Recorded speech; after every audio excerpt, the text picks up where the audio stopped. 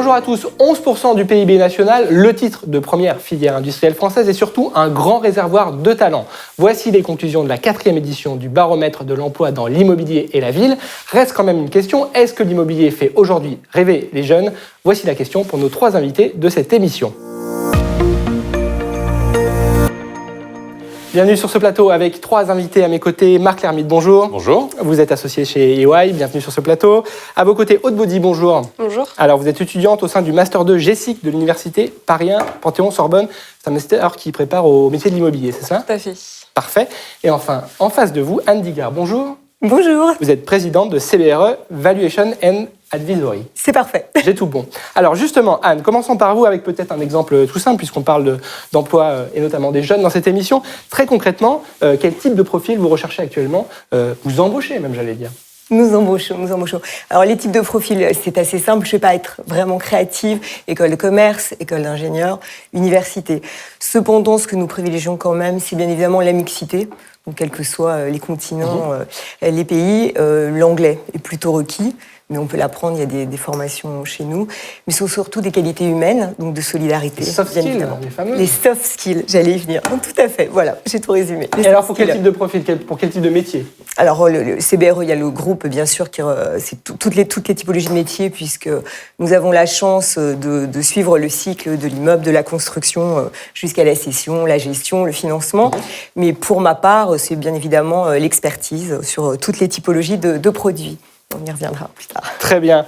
Marc Lermite, est-ce que vous êtes d'accord avec ce qui vient d'être dit? Et puis, quels sont un petit peu les grands enseignements du baromètre de l'emploi dans l'immobilier de la ville que vous venez sortir? Je crois que c'est la 4e édition. 4e. Avec EY, Fondation Palladio et Business Immo. Oui, les enseignements, d'abord, c'est une industrie, l'immobilier. C'est l'industrie de l'immobilier de la ville. Et ce qui nous a d'abord étonné, donner juste 1 ou 2 chiffres, c'est que c'est la première industrie en France, c'est le premier secteur d'activité en France.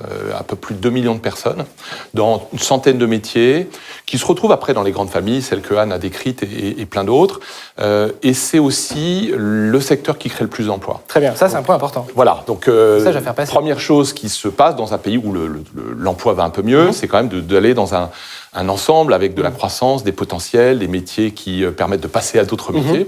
Oui, il y a de l'évolution. Voilà, donc il y a classiquement, quand on regarde les grands secteurs, ça ne vous étonnera pas, puisque l'économie va un peu mieux, c'est la construction qui a le plus de besoins aujourd'hui. Donc là, on est moins dans des métiers, on est dans des métiers de jeunes, jeunes compétences, jeunes talents, bac technique, bac pro, mais toutes les autres familles, le conseil, la gestion d'actifs, la promotion, la commercialisation, l'expertise, recherche, l'immobilier social, qui est aujourd'hui un gros enjeu. Tout le monde qui fera peut-être sens, on en parlera après. Sans doute. Nous avons la chance d'avoir une étudiante sur ce plateau. Bienvenue, Aude. Alors, qu'est-ce que vous pensez de tout ce qui m'a été dit? Et puis, est-ce que vous avez fait votre choix pour un métier et pourquoi vous avez choisi l'immobilier plus largement?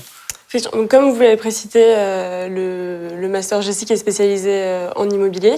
Pour moi, c'était important de travailler dans l'immobilier puisque c'est un lieu de rendez-vous pour les jeunes étudiants. Le master GESIC donc, a mis en avant cet aspect puisqu'il est moderne et en adéquation avec ce que recherchent les entreprises, avec ce que recherchent les entreprises, notamment les professeurs. Qui sont des professionnels, donc qui nous permettent de vous confronter au terrain. Ouais, exactement, qui permettent de nous confronter au terrain. En plus de ça, c'est renforcé par la moitié des étudiants qui sont des professionnels en formation continue. Le master aussi offre de nombreux partenariats et l'opportunité de pouvoir participer à des salons immobiliers tels que le MAPIC et le MIPIM, qui sont quand même incontournables. Des références. Exactement. Donc vous êtes déjà presque une professionnelle, vous êtes étudiante, vous êtes déjà presque dans le milieu de l'immobilier. C'est ma dernière année, donc effectivement, les portes s'ouvrent grandement. Et alors quel type de métier vous aimeriez faire? Est-ce que vous avez déjà tranché? Oui, effectivement. Alors moi, je voulais spécialité. oui, complètement. Je cherchais un métier qui me permettait d'allier le bureau et aussi le terrain. Donc je me suis orientée vers l'expertise. Alors pourquoi l'expertise? Donc mon premier contact avec une entreprise s'est fait lors des forums des métiers de l'immobilier et de la ville. Très bien, dont nous parlons tout à l'heure. Exactement. Donc qui m'a permis. Donc cette entreprise m'a offert un stage.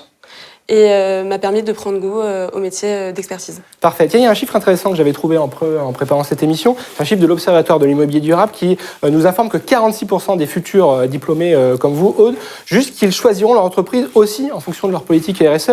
Est-ce que pour vous, par exemple, c'est un critère important, l'approche RSE environnementale de votre futur employeur? Oui, bien sûr, c'est un chiffre qui ne m'étonne pas du tout. On a de plus en plus cette conscience sociale et environnementale qui prend le dessus. Aujourd'hui, on a un panel d'outils, d'information et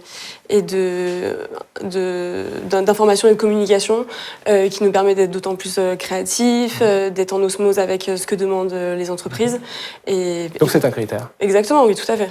Marc, c'est un phénomène que vous mesurez, vous, ce goût, cet intérêt pour la RSE chez les jeunes diplômés? Oui, c'est intéressant, c'est que le panorama qu'on réalise avec Palladio et Business Immo, il interroge des dirigeants, principalement, à peu près 1 millier, mais aussi quelques centaines d'étudiants. Très bien.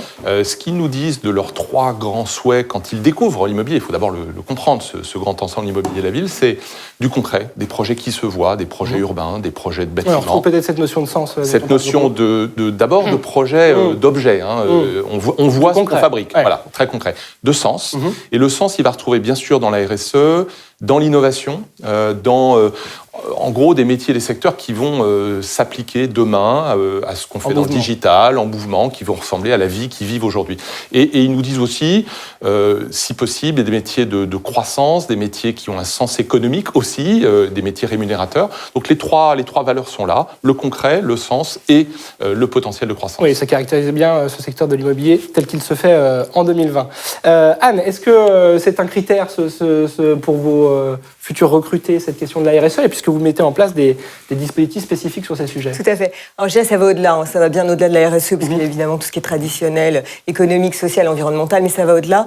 Donc nous, on travaille CB Solidaire, donc c'est le charity, et vraiment les jeunes sont très engagés, portent des projets, les sans-abri, on a vraiment des partenariats avec, bon, je ne vais pas tous les citer. Et vous en parlez dès les entretiens d'embauche, et des choses comme Oui, bien sûr, tout à fait. Alors il y a le phénomène Greta, donc je pense que ça va encore plus pour avoir interrogé les jeunes de l'équipe. On n'a pas pu avoir Greta. Bon, alors voilà, il y a les pour, les contre, mais quel que soit, c'est une prise de conscience, tout le monde là, et c'est effectivement très porteur. Donc nous, on est green, j'ai dit vert aujourd'hui, mais c'est The Green Machine.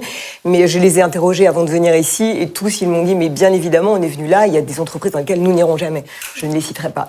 Parfait. Bien, je donne d'ailleurs à tous les étudiants rendez-vous le 26 février 2020 pour le Forum des métiers de l'immobilier et de la ville au Palais des Congrès à Paris. L'entrée est gratuite, peut-être qu'on s'y retrouvera. Bien sûr. Merci à vous de nous avoir suivis. À très bientôt pour une prochaine émission sur BITV. Au revoir.